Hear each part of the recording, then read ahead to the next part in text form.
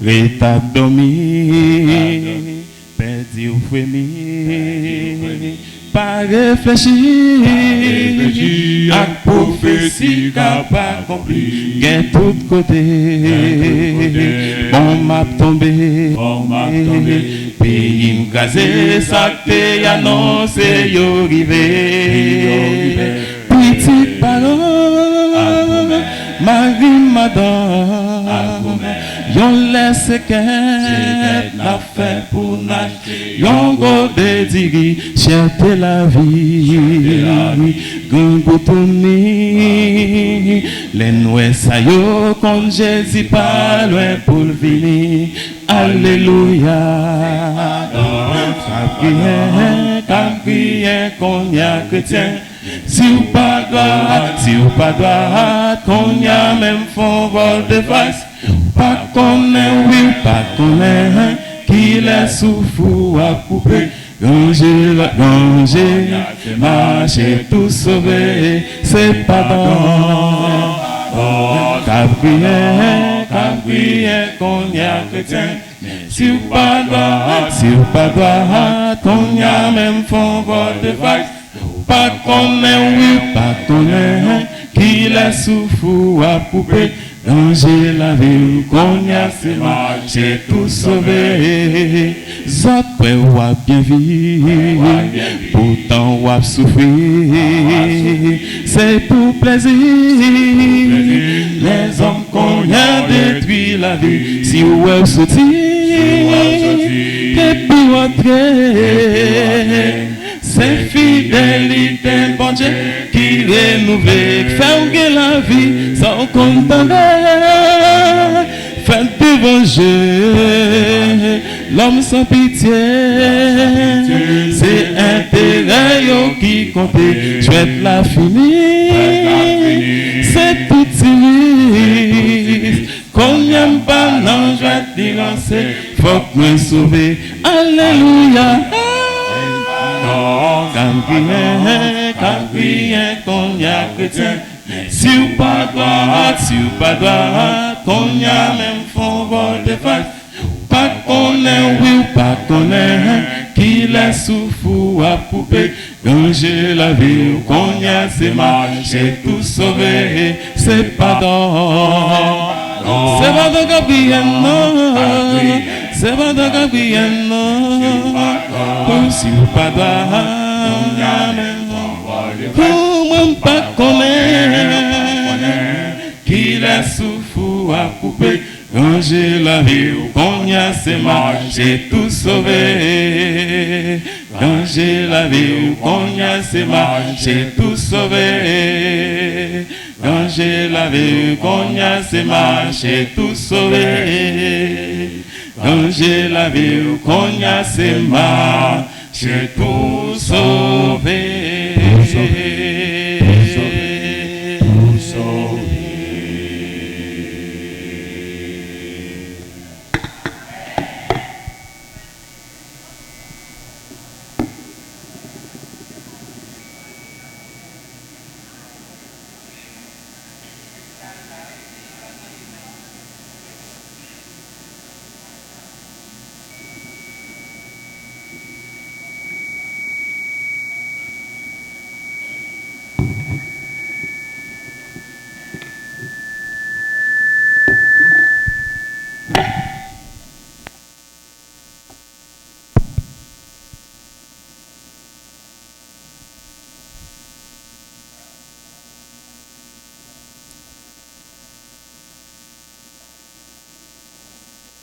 Monsieur le directeur général de l'ULCC,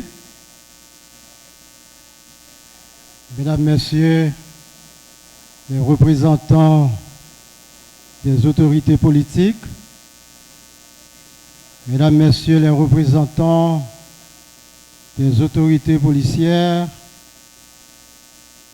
Mesdames, Messieurs, les représentants des autorités religieuses, distingués membres de la famille éplorée, frères et sœurs bien-aimés.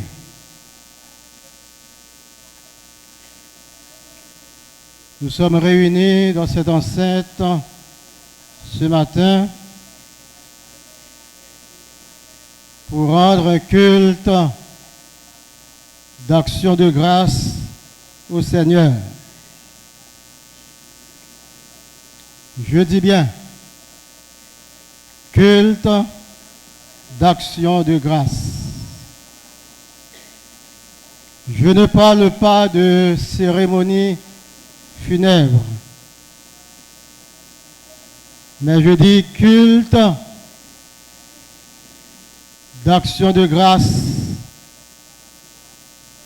de gratitude et de reconnaissance au Seigneur pour ce qu'il a fait pour sa servante, Madame Amélie Pierre Joseph. Au psaume 90, du verset 12, nous lisons: Enseigne-nous à bien compter nos jours, afin que nous appliquions notre cœur à la sagesse. Enseigne-nous à bien compter nos jours. Yes. L'expression bien compter nos jours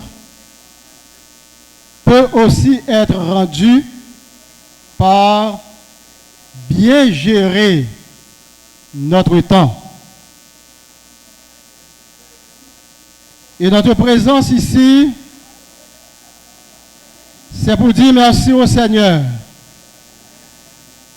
pour les 94 années qu'il a accordées à sa servante de vivre sur cette terre.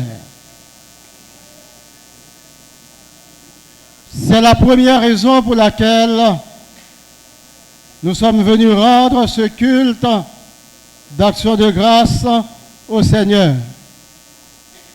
Nous sommes venus le remercier pour 94 années qu'il a accordé à sa servante de vivre parmi nous. En effet, mesdames, messieurs, il n'est pas donné à beaucoup d'hommes de compter 94 années sur cette terre. À une époque où la majorité des gens meurent à fleur de l'âge. Nous disons merci au Seigneur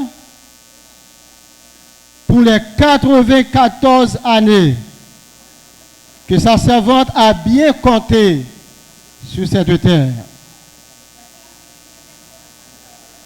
Pourquoi la Bible nous recommande de bien compter nos jours? Et c'est encore le texte qui répond à la question, afin que nous appliquions notre cœur à la sagesse. Nous sommes en présence de quelqu'un qui a bien compté ses 94 années et qui a appliqué son cœur à la sagesse. Cela veut dire, mesdames, messieurs, frères et sœurs bien-aimés, chaque seconde de la vie, chaque minute, chaque heure, chaque jour, chaque semaine, chaque mois et chaque année de notre vie doivent être comptés avec munici. Le temps n'est pas fait pour être gaspillé, mais le temps est fait pour être bien compté. Chaque seconde de notre vie doit être comptée avec munici dans le but d'appliquer notre cœur à la sagesse. Et c'est exactement ce que Madame Amélie Pierre Joseph a fait. Elle a bien compté ses jours. Elle a bien compté ses 94 années. Et elle les a tellement bien comptées qu'elle a bien appliqué son cœur à la sagesse. La sagesse dont il est question ici, ce n'est pas la somme de connaissances que nous acquérons sur les bancs de l'école. La sagesse dont il est question ici, ce n'est pas la somme de connaissances que nous acquérons sur les bancs de l'université. Mais la sagesse dont il est question ici, c'est cette sagesse qui nous conduit à la crainte de l'Éternel et à l'obéissance à sa parole. Ce fut pour moi un très grand jour quand j'ai appris que Madame Amélie Pierre Joseph avait donné sa vie au Seigneur et qu'elle s'était fait baptiser dans les eaux du baptême. Et depuis ce jour-là, un tournant décisif s'est opéré dans sa vie. Et c'est fort de cela que nous avons la conviction qu'elle est partie dans les bras du Seigneur. Il y a deux réflexions communément acceptées que je ne partage pas moi-même. La première réflexion avec laquelle je ne suis pas d'accord, c'est quand les gens disent que tous les hommes sont égaux devant la mort. Et je tiens à vous dire ce matin que tous les hommes ne sont pas égaux devant la mort. Bien au contraire, c'est la mort qui fait toute la différence entre les hommes. La Bible reconnaît qu'il y a deux catégories de gens, qu'il y a deux catégories de morts. Ceux qui meurent dans le Seigneur et ceux qui meurent en dehors du Seigneur. Et la différence est clairement établie dans la Bible entre ces deux catégories de gens. Ceux qui meurent dans le Seigneur participeront à la première résurrection. Et deuxièmement, ils ont le droit de partager l'amour et l'affection de Dieu pendant 1000 ans dans le ciel. Pour ceux qui meurent dans le Seigneur. Tandis que ceux qui meurent en dehors du Seigneur participeront à la deuxième résurrection pour finalement connaître la mort éternelle. L'apôtre Paul, dans 1 Thessaloniciens, chapitre 4, le verset 13, nous dit ceci. Nous ne voulons pas, frères, que vous soyez dans l'ignorance au sujet de ceux qui dorment. Vous ne vous affligiez pas comme les autres qui n'ont point d'espérance. Et c'est avec raison que je dis que nous sommes réunis pour rendre culte d'action de grâce au Seigneur. J'ai suivi avec attention et intérêt la biographie de la défunte qui a été présentée par mon beau-frère, mon ami Yves Joseph. Et également les éloges funèbres présentés par le directeur général de l'ULCC. Et j'ai bien vite compris que Madame Amélie Pierre Joseph a bien vécu ses 94 années. Parce qu'en réalité, mesdames, messieurs, ce qui compte pour le Seigneur, ce n'est pas le nombre d'années que nous vivons sur cette terre. Que ce soit 20 ans, 50 ans, 60 ans, 80 ans, 100 ans et même plus. Ce qui compte pour le Seigneur, c'est la manière dont nous avons vécu notre vie. Ce n'est pas le nombre d'années qui compte pour le Seigneur. D'ailleurs, 94 ans, 100 ans et même plus n'est qu'une goutte d'eau dans l'immense océan que représente l'éternité. C'est pourquoi je dis qu'il est bien de compter nos jours avec munitie, d'appliquer notre cœur à la sagesse. Parce que le peu de temps que le Seigneur nous accorde de vivre sur cette terre, ce n'est rien d'autre qu'un petit stage de l'éternité. Mais c'est la manière dont nous gérons ce petit temps qui nous qualifiera pour la vie éternelle, pour l'éternité. Madame Amélie Pierre Joseph a bien géré son temps. Elle a bien compté ses jours. Et c'est pourquoi nous avons la conviction que le Seigneur Jésus l'acceptera dans son éternité pour vivre avec lui pour le temps et pour l'éternité. Pour cette première raison, nous glorifions le nom du Seigneur. Nous rendons gloire au Seigneur.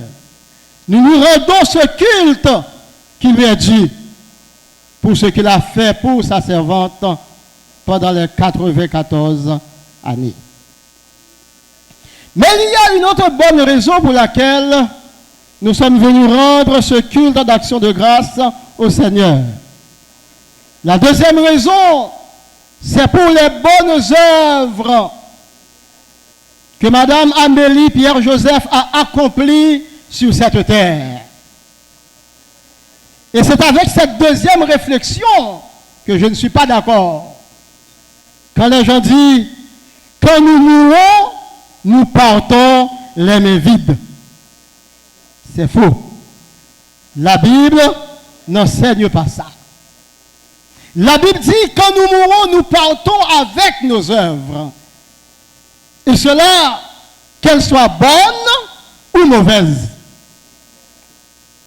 Donc le Seigneur a permis à sa servante, Madame Amélie Pierre Joseph, de partir avec ses bonnes œuvres. Vous savez, mesdames, messieurs, frères et sœurs bien-aimés, ce sont nos œuvres qui disent ce que nous sommes vraiment. Et je vous invite à prendre garde à vos œuvres, parce que nos œuvres nous suivent au-delà de la mort. Ce sont nos œuvres qui témoigneront de la manière dont nous avons vécu notre vie sur cette terre. Et la Bible est claire là-dessus quand il dit « Heureux les morts en Christ, car ils se reposent de leurs travaux, car leurs œuvres les suivent. » Prenez garde à vos œuvres tandis que vous êtes encore vivants. Prenez garde à ce que vous faites dans la vie, de la manière dont vous traitez vos camarades, vos voisins, vos voisines, ceux avec qui vous avez le privilège de collaborer sur cette terre. Parce que vos œuvres témoigneront de qui vous étiez véritablement durant votre vivant. Une fois morts, nous ne pourrons absolument rien faire. Tout ce que nous pouvons faire, c'est maintenant, tandis que nous sommes encore vivants. Mon message ne s'adresse pas à Madame Amélie Pierre Joseph. Elle est déjà partie. Elle ne sait même pas si nous sommes en train de chanter ses funérailles. Parce que la Bible dit, les morts ne savent rien. Il n'y a pour eux ni ciel, confiance ni sagesse dans le séjour des morts où ils vont. De telle sorte que quand nous mourons, nous sommes plongés dans la plus profonde inconscience. Nous ignorons totalement ce qui se passe sous le soleil. Nous ne pouvons plus aimer les gens. Nous ne pouvons plus les haïr parce que le souvenir a disparu. Quand nous mourons, nous cessons de vivre. Quand nous mourons, nous n'existons plus. Notre esprit ne va pas continuer à vivre quelque part. C'est faux. La Bible n'enseigne pas ça. Quand nous mourons, notre esprit ne va pas au ciel. La Bible ne dit pas ça. Quand nous mourons, notre esprit ne va pas en enfer. La Bible n'enseigne pas ça. Ni le paradis, ni l'enfer n'existent pas encore. La Bible dit, quand Jésus reviendra, ceux qui sont morts dans le Seigneur participeront à la première résurrection. C'est ça la vérité. Et maintenant, puisque la Bible dit première résurrection, cela sous-entend qu'il y aura plusieurs résurrections, au moins 2. Et la première est réservée à ceux qui meurent dans le Seigneur. L'apôtre Jean, dans le livre de l'Apocalypse, se met d'accord avec l'apôtre Paul dans 1 Thessaloniciens, chapitre 4. Les deux reconnaissent qu'il y aura 2 résurrections. La première pour ceux qui meurent dans le Seigneur et la seconde pour ceux qui meurent en dehors du Seigneur. Et pour ceux qui meurent dans le Seigneur, voici ce que dit l'apôtre Jean. Leur salut, ou encore, ils sont dès à présent heureux. Est-ce que vous m'entendez? Pour ceux qui meurent dans le Seigneur, l'apôtre Jean dit, ils sont dès à présent heureux. C'est pour moi un grand plaisir de vous apprendre, chers membres de la famille Pleurée ce matin, que Madame Amélie Pierre-Joseph est heureuse. Et puisqu'elle est heureuse, nous ne sommes pas venus pleurer sur son sort. Alors, on se demande comment des gens qui sont plongés dans une profonde inconscience peuvent être heureux. Eh bien, laissez-moi vous dire une chose. Dans la langue grecque, on utilisait les expressions dès à présent, dès maintenant, aujourd'hui, pour mettre de l'emphase sur la véracité d'une chose. C'est pourquoi, quand Jésus était cloué sur la croix, et que le larron de la croix sollicitait son salut, Jésus répondait, je te le dis aujourd'hui, tu seras avec moi dans le paradis. Le mot aujourd'hui ici ne veut pas dire que le larron de la croix était ce même jour avec Jésus au paradis. D'ailleurs, Jésus lui-même n'était pas au paradis ce jour-là. Donc le mot aujourd'hui, c'était pour mettre de l'emphase sur la certitude de la promesse. C'était pour donner la garantie au larron de la croix que son salut était garanti. C'est comme si Jésus voulait dire, je te le dis aujourd'hui, je te donne la garantie que tu seras avec moi au paradis. Mais le mot aujourd'hui ne veut pas dire que le larron de la croix était ce même jour avec Jésus au paradis, non. De la même manière, quand l'apôtre Jean dit, heureux dès à présent, ceux qui meurent dans le Seigneur, ce n'est pas à dire que les morts dans le Seigneur sont heureux tandis qu'ils sont morts. Non, c'est pas ça. Parce que les morts sont inconscients, ils ne peuvent être ni heureux ni malheureux. Donc l'expression heureux dès à présent, c'est pour mettre de l'emphase sur la certitude de leur salut. Cela veut dire que ceux qui meurent dans le Seigneur, il n'y a plus aucune possibilité pour eux d'être perdus. Leur salut est scellé. Leur salut est garanti. Ils attendent doucement dans la tombe le jour du retour du Seigneur.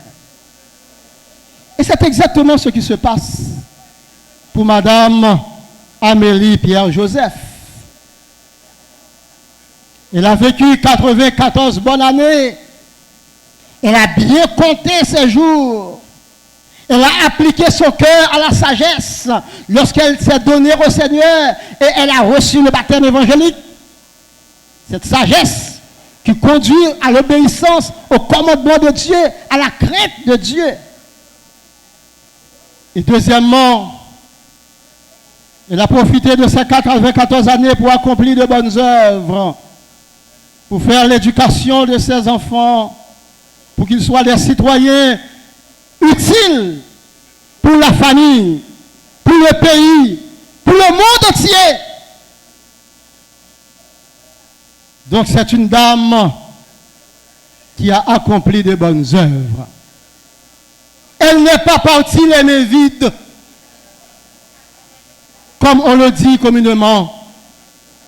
Mais elle est partie avec ses bonnes œuvres, et ses bonnes œuvres témoigneront de sa fidélité, de son amour, de sa charité, de qui elle était vraiment durant son vivant.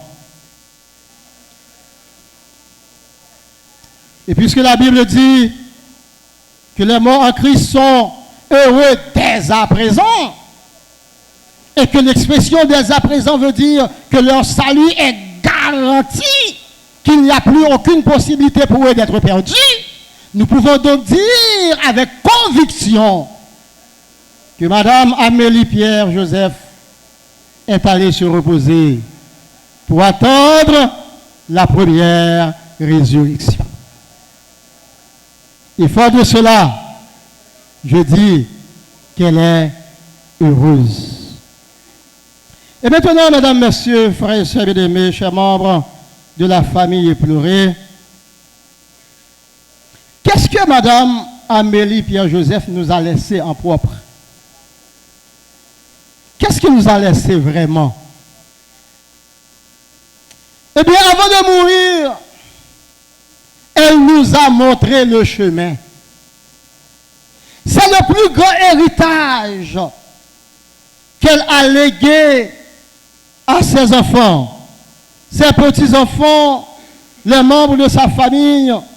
Elle nous a montré le chemin du salut.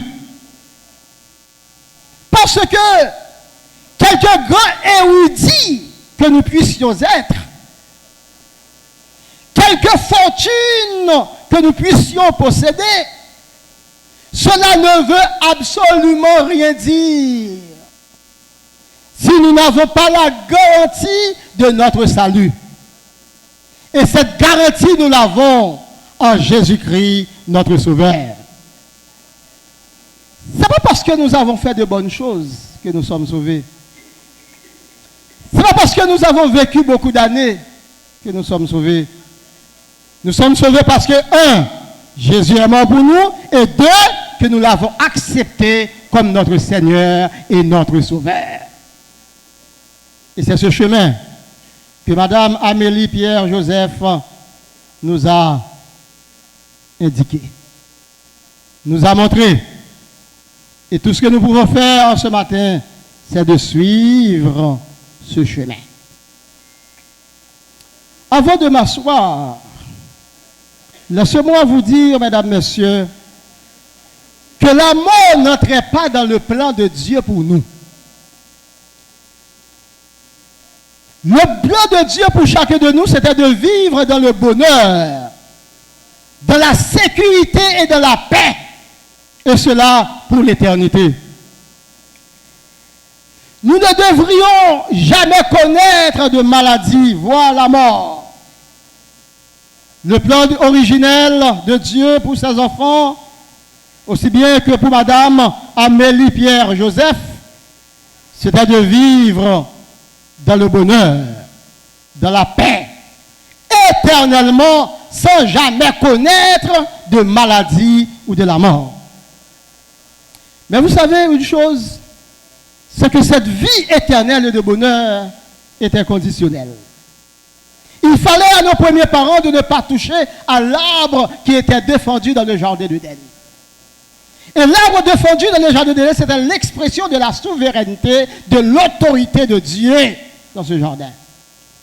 En touchant à l'arbre défendu, nos premiers parents ont porté atteinte à la souveraineté de Dieu. Et puisque Dieu ne pouvait pas manquer parole, sa parole était « le jour où tu en mangeras, tu mourras ».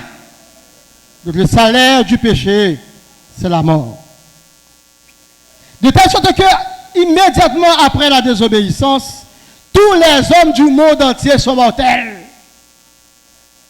Il nous faudra tous passer par là. Aujourd'hui, nous sommes présents pour voir chanter les funérailles de Madame Amélie Pierre Joseph. Mais demain, d'autres gens se rassembleront pour voir chanter nos funérailles à nous. Et ce carrefour est inévitable. Personne ne peut l'éviter. Qui que vous soyez, où que vous viviez dans le monde, quelle que soit la couleur de votre peau, quel que soit votre rang social, politique, économique, que vous soyez intellectuel ou illettré, la mort est inévitable. Et puisque la mort est inévitable, nous devons chaque jour préparer notre mort.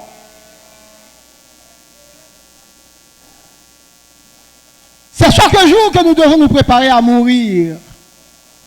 Puisqu'il n'y a rien dans la vie qui soit plus certain que la mort. Bien sûr que vous avez des plans et des projets aujourd'hui. Je vois des gens qui font des plans pour voyager, pour terminer les études, pour aller à l'université, pour devenir docteur, ingénieur, agronome, maître, etc.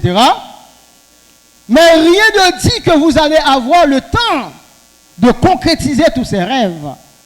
Ce qui est sûr, c'est qu'un jour, nous mourrons. Et puisque nous mourrons un jour, nous devons préparer notre mort. Et Madame Amélie Pierre Joseph nous a montré le chemin. Acceptons Jésus dans notre vie. Cessons de vivre pour nous-mêmes. Reconnaissons que la vie ne nous appartient pas. Que le souffle que nous avons en nous, c'est le souffle de Dieu. Et il peut décider à n'importe quelle heure du jour ou de la nuit de reprendre ce souffle qui lui appartient. Et quand il décidera de le faire, personne ne pourra l'empêcher. C'est pourquoi, mesdames, messieurs, nous devons nous préparer chaque jour à mourir. Je termine pour dire, tandis que nous rendons ce culte au Seigneur, remercions-le pour ce qu'il a fait pour sa servante. Chantons sa gloire pour les 94 années qu'il lui a accordées. Bénissons ses noms pour les bonnes œuvres qu'elle a accomplies. Que le Seigneur vous bénisse.